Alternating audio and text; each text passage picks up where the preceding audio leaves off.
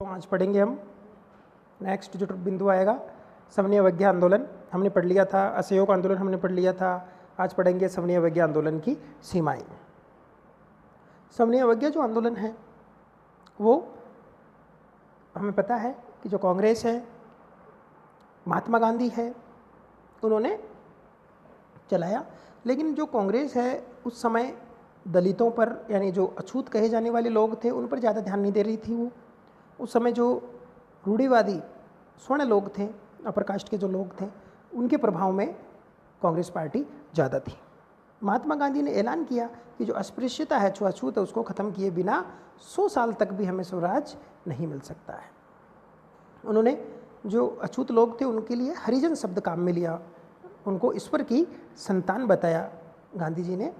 उनको मंदिरों में और सार्वजनिक जो तालाब है, सड़क है, कुएँ हैं, उनमें प्रवेश का अधिकार दिलाया, यानी समान अधिकार दिलाने के लिए उन्होंने सत्याग्रह किया, सत्य के लिए आग्रह किया। मेला ढोने वालों के काम को प्रतिष्ठा दिलाने के लिए वे खुद शौचालय साफ करने लगे। ऊंची जातियों के लोगों से आह्वान किया कि वो अपना हृदय परिवर्तन करें और अस्पृश्यता के पाप को छोड़े। लेकिन ये सारी चीज़ें जो है, क्योंकि जो दलित लोग थे उस समय, वो भी बहुत सारे अलग अलग नेताओं के संपर्क में थे, अपना जो समस्या है अपनी, उनका वो अलग अलग राजनीतिक हल ढूंढना चाहते थे।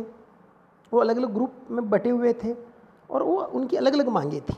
जैसे कि शिक्षा संस्थानों में आरक्षण के लिए उन्होंने आवाज़ उठाई, अलग निर्वाचन क्षेत्रों की उन्होंने बात कही कि भाई हमारी जो निर्वाचन क्षेत्र है, जो दलित लोग हैं, उनके अलग होने चाहिए।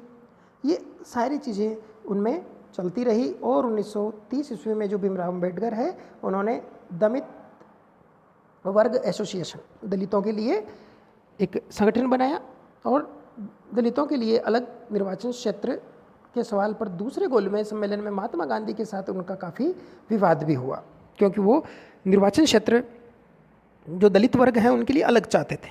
ब्रिटिश सरकार ने अम्बेडकर की मांग मान ली। अब ब्रिटिश सरकार तो अम्बेडकर की मांग मानेगी ही, क्योंकि वो तो चाहते थे कि भाई ये टुकड़ों में बटे रहें, लड़ते रहें और हम शासन करते रहें। और इसी बात पर जो गांधी जी है वो आमरण अनशन पर बैठ गए। उनका मत था कि दलितों के लिए अलग निर्वाचन क्षेत्रों की व्यवस्था से समाज में उनके एकीकरण की प्रक्रिया धीमी पड़ जाएगी। वो जानते थे कि इस तरह की सारी चीज़ों से अंग्रेज़ों को फ़ायदा मिलेगा और हमारा जो समाज है वो काफ़ी टुकड़ों में बढ़ जाएगा, कमज़ोर हो जाएगा।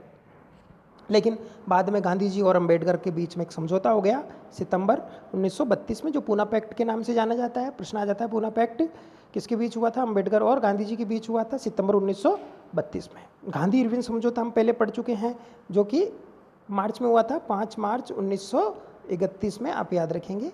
गांधी इरविन समझौता हुआ था। उसके बाद गांधी जी दूसरे गोलमेज सम्मेलन में लंदन गए थे।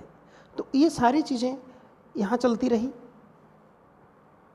इसके साथ ही भारत में जो मुस्लिम राजनीतिक संगठन हैं, उन्होंने भी सवर्ण अवज्ञा आंदोलन के प्रति कोई खास उत्साह नहीं दिखाया, क्योंकि खिलाफत जो आंदोलन चला, असहयोग आंदोलन जो चला, उसके बाद से बहुत सारे मुस्लिम जो हैं वो अलग, कांग्रेस से अलग अपना एक ग्रुप या संगठन बनाने में लगे हुए थे। आगे जाकर मुस्लिम लीग वगैरह बना लेंगे और ये भी अपनी अलग मांगे जो है वो अंग्रेज़ों के सामने रखेंगे।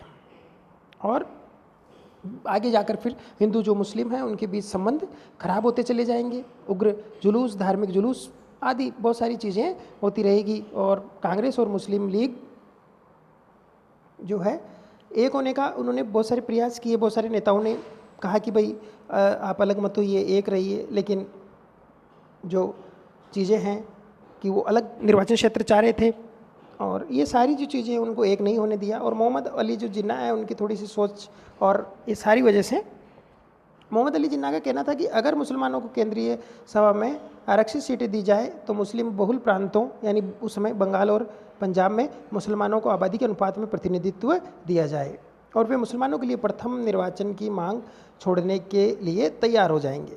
प्रतिनिधित्व के सवाल पर यह बहस जो है वो मुबाहिसा ही चल रहा था कि 1928 ईस्वी में आयोजित सर्वदलीय सम्मेलन में हिंदू महासभा के M.R. जयकर ने इस समझौते के लिए किए जा रहे प्रयासों की खुलेआम निंदा शुरू कर दी, जिससे इस मुद्दे के समाधान की सारी संभावनाएं समाप्त हो गई। यानी उस समय हिंदुओं के लिए अलग संगठन हिंदू महासभा बन गया, मुस्लिमों के लिए मुस्लिम लीग, कांग्रेस तो पहले से ही चल ही रहा था और बहुत सारे जो टकराव है, क्योंकि ये अपने अपने हित के लिए, दलित वर्ग अपने हित के लिए कार्य करने लग गया, मुस्लिम लीग अपने हित के लिए कार्य करने लग गई, है ना। तो ये सारी जो चीज़ें थी जहाँ लोगों के जो हित है वो अपने अपने हित हो गए, तो इस तरह से चीज़ें बिगड़ती चली गई और आगे जाकर हमें पता है किस तरह के नुकसान हमें उठाने पड़े।